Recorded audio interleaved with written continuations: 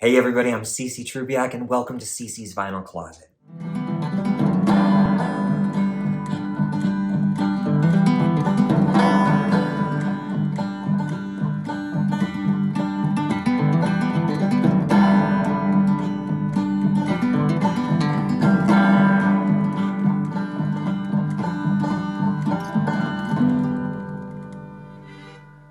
Well, I'll be a monkey's uncle. Here we are.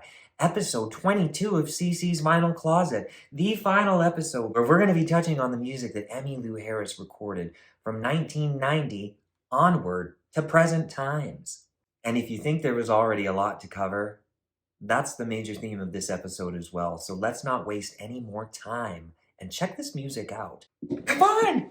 Throughout the 1970s and 1980s, Emmylou explored the classic sounds of country music, and whether she was recording solo albums, touring live, collaborating with an assortment of musicians, she was involuntarily influencing successive generations of country, folk, and American musicians and listeners. While her records would receive less airplay in the 1990s, she nevertheless continued to explore her stylings. The records that Emmylou released from 1990 onward revealed further new directions, not just for her, but for country music radio too, soon bringing her personal songwriting and ability to reinvent herself to the attention of alternative rock listeners who had likely not heard of her before. So in today's episode, I definitely want to touch upon the collaborations that Emmylou Harris was a part of from the 1990s onward. But I also really want to cherish the solo work that she did because after all, she is the main reason why I am here doing this. Her music at this time was fresh, and it really speaks to her longevity. The 1990s characterized a growth, not just in Emmylou's work, but in country music itself. While mainstream music row focused on formulaic and pop-oriented sounds,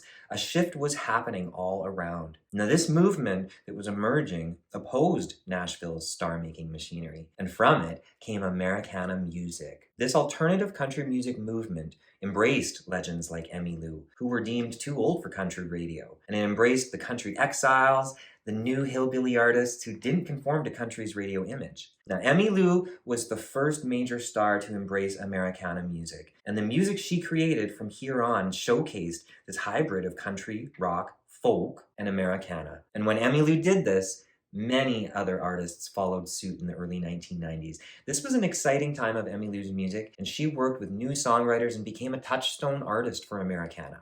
Allow me to interject here really quickly with a reference to Emmylou's 2000 album, Red Dirt Girl. This was a really productive period for her. My favorite track is a song she wrote called Red Dirt Girl, which is beautiful, pure storytelling of Emmylou Harris. Check this out. She loved her brother, I remember back when he was fixing up a 49 Indian. He told her little sister, gonna ride the wind up and down the moon and back again. He never got farther than Vietnam. I was standing there with her when the telegram come for Lillian. Now he's lying somewhere about 1,000,000 miles from Meridian. She said there's not much hope for a red dirt girl. Somewhere out there is a great big world, and that's where I'm bound. And the stars might fall on Alabama, but one of these days I'm gonna swing my hammer down, away from this red dirt town. I'm gonna make a joyful sound. Now, I know that every single one of my honky-tonk angels has spoken at one time or another about the struggle of being an older artist in the 1990s, particularly in a youth-driven music industry. They had a lot to compete with, but I really have always been inspired by Emmylou's ability to reinvent herself. Emmylou had bounced back before, and she would again. In 1992, the Nash Ramblers, consisting of Sam Bush, Roy Husky Jr., Larry Atamniak, Al Perkins, and John Randall Stewart. They would become Emmylou's newly formed band, and they accompanied her on this incredible project, Emmylou Harris and the Nash Ramblers at the Ryman. For those not in the know about this piece of country music history, the Ryman Theater, located in Nashville, was the one-time home of the Grand Ole Opry, and soon after this album was recorded, the Ryman itself was completely renovated. It's since become a world-class concert hall. Now, this At the Ryman is a major highlight album for me in terms of Emmylou's records, without a doubt. Emmylou and the Nash Ramblers breathed new life into the Ryman Theatre and moved her towards traditional folk and country, while also giving the music a rock edge too. The cattle are prowling, the coyotes howling, out with the doggies bawl. Whispers are a-jingling, a cowboy is singing this lonesome cattle call. Do, do, do, do, do, do, do. Do do do do do do do do do do. Oh, yodelonely. He rides in the sun till his day's work is done, and he rounds up the cattle each fall. Do do do do do do. Singing this cattle call. Folks just need to go out there and grab this album, which also won Harris and the Nash Ramblers a Grammy for Best Country Performance by a Vocal Group at the 34th ceremony. And in 2021, Emmylou and the Nash Ramblers reunited again for Ramble in the City, another great live album that I was so happy to snap up. Now, all in all, I can't recommend these records to folks enough. I've never been able to see Emmylou Harris live, but if I did, this is truly the way that I would imagine it to be. And for anyone lucky enough to have been there for the actual recordings, holy smokes, you guys are lucky!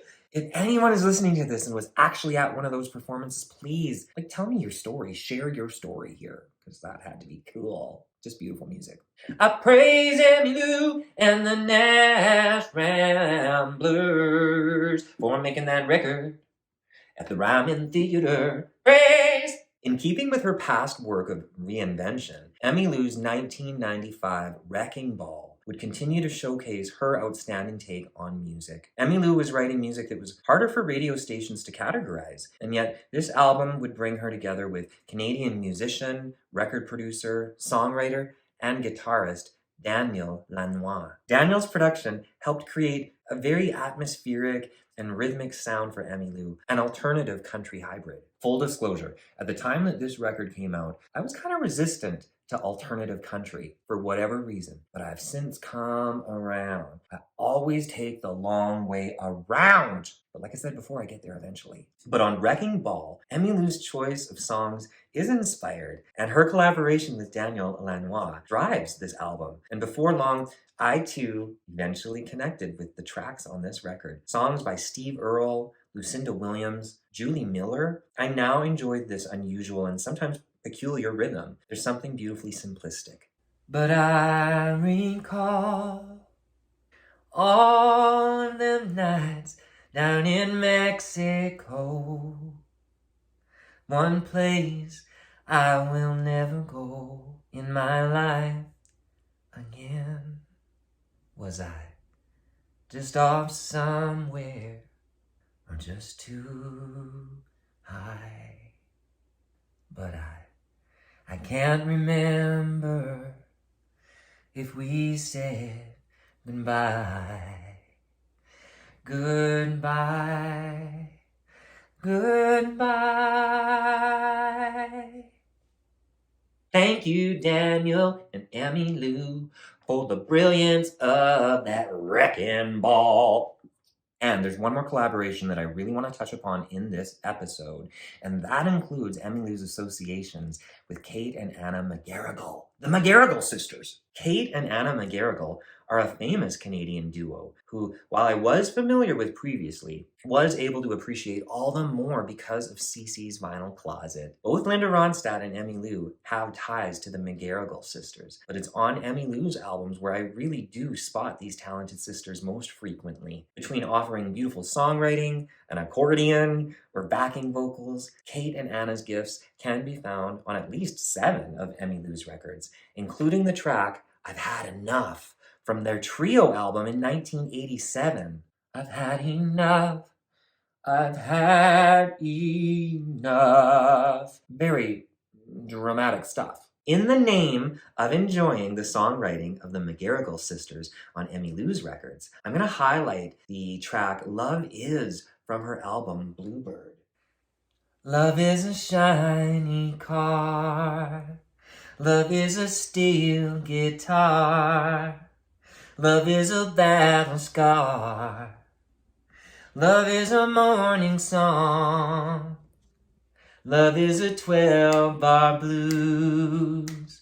Love is your blue suede shoes. Love is a heart abused. Love is a mind confused. Don't those sisters just sound kind of quirky and unique? Trust them to be Canadian. We've got that thing. The gospel of the Honky Tonk Angels has led me to the McGarrigle sisters, and I've now gone out and picked out one of their solo records in curiosity. Now, plus, I'm also aware that in 2010, Kate McGarrigle passed away. I say rest in peace, Kate, and praise the McGarrigle sisters for the beauty that you have brought to Emmylou's music, to the beauty you brought to Linda Ronstadt and Trio, and for the beautiful music I know I'm going to be able to cherish of yours, because I celebrate Canadian artists, singer-songwriters, females, and anyone who helps one of my Honky Tonk Angels, because, like I've said before, if you're good with them, you're good with me. Okay, so honestly, Emmylou is a harmony queen and a queen of collaborations. At the birth of this project, I'd hoped to cover all of my Honky Tonk Angels collaborations, and I understood that I'd likely miss a ton of stuff. But Emmylou literally has far too many worthy collaborations and associations to speak of. It's like a gift that just keeps on literally giving. So I'm calling this my honorable mentions segment of the Gospel of the Honky Tonk Angels Bible, a segment of the series where I can store so many other artists that Emmylou has worked with. And I think I've got more than my fair share of Emmylou to keep searching for. And I'm just floored at the amount of work there is. Some of this work might fall into my unavailable vinyl, and maybe not, but I really am willing to search. And in terms of her accolades and awards, the main things to note is that Emmylou became a member of the Grand Ole Opry in 1992, the same year as her acclaimed At the Ryman album. And she was inducted into the Country Music Hall of Fame in 2008. For me, Emmylou's lasting legacy is her music and her willingness to champion the talents of others, while also exploring her own gifts. And that is your legacy to me, Emmylou. You are a champion to others, and I am now a champion to you and all of my Honky Tonk Angels. I thank you guys so much for tuning in to CC's Vinyl Closet, because this essentially wraps up all that I had hoped to do, and more at the beginning of this big project. I'm sitting here today, months and months and months after I filmed and recorded the first episodes of this, and I cannot tell you how grateful I am that any one of you might have perhaps stayed and checked out every episode. Thank you, and now long live the gospel of these Honky Tonk Angels. May it fill your cup, may your cup runneth over, and please, stay tuned for more, because this is not the end. This might be the wrap-up of CC's Vinyl Closet featuring the Honky Tonk Angels, but there might be a few other gems and stones that I can kick up in the dirt that maybe we can still continue to enjoy. So thank you, everybody. Take good care of you. Love you. Bye. When we're gone, long gone, the only thing that will have mattered is the love that we shared and the way that we cared. When we're gone, long